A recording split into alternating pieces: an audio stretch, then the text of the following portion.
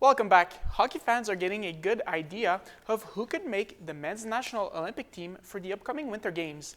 Hockey Canada announced a list of 42 NHL players invited to an off-ice Olympic orientation camp set at the end of August.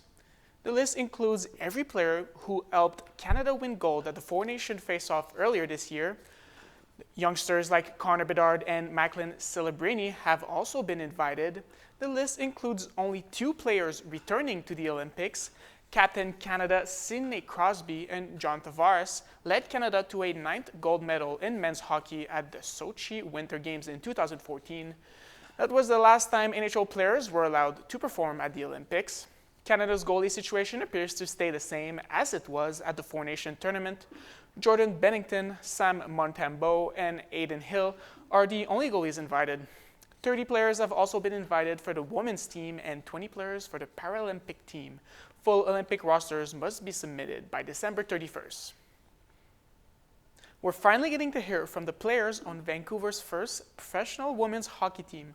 From a well-known Canadian hockey star to an up-and-coming local talent, they believe Vancouver will be a team to beat. CTV's Isabella Zavarese has more. Meet the players on Vancouver's first professional women's hockey league team. To be right here with the torch behind me is like incredible. The mountains in front of me, like this view is something that I don't get to see every day being in Toronto, and so to be here, a part of like this brand new franchise in Vancouver is absolutely amazing. Canadian Olympian and Vancouver forward Sarah Nurse spent her last 2 seasons with the Toronto Scepters. We got a team! In April, the PWHL announced it would be adding teams in Seattle and Vancouver. I think the opportunity for me to be able to help start an expansion franchise in a market that really has never had women's hockey before was really cool for me. A sentiment echoed by Surrey's Jen Gardner, who's coming off her rookie season in Montreal. It's a full circle moment. You get to play in front of the people who have been a part of your village your entire journey. Joining them is goaltender Kristen Campbell. Being able to be on this team, it's just an honor, and I'm really excited for the group that's been pulled together. All 3 played in January's sold-out game at Rogers Arena during the PWHL's Takeover Tour.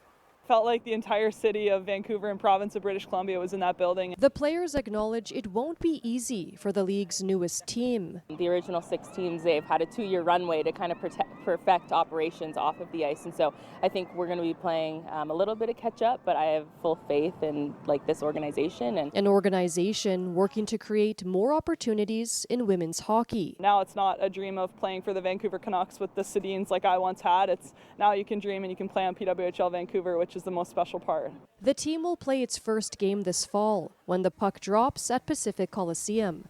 Isabella Zavarese, CTV News, Vancouver. And finally tonight, some quality time between 2 sisters turned into a wild experience when a charismatic critter decided to join in on the fun. Adam has more on the rare encounter and reaction in tonight's Sawaski sign-off.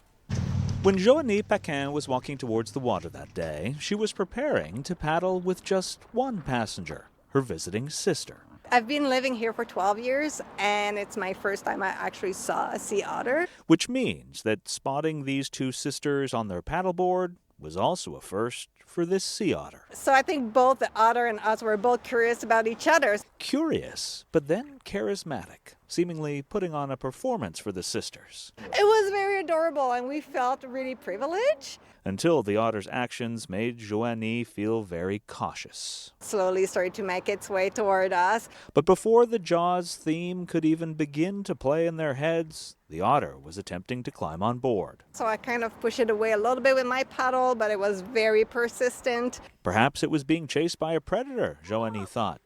But there were no orca to be seen. It showed no sign of stress. It seemed pretty happy, just doing its things. And its thing, Joanie says, was catching a ride and being cute. It was just there at the end of the board, living its life. Before posing for a photo with their surprise sisters. Of course, we were really excited about it, but, you know, a little uncomfortable too. So Joanie started paddling back to shore, aware her passenger was a wild animal. And although she had never encouraged the contact, let alone try to feed it, the otter stayed the whole way, more than 5 minutes. And it was just enjoying the ride.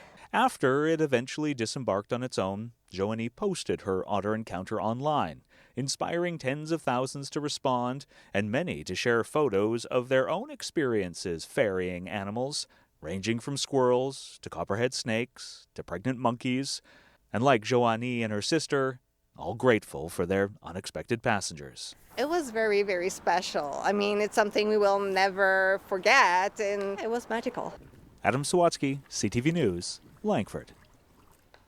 That's our news for this evening. Thank you for watching, and we'll see you Tuesday at 6.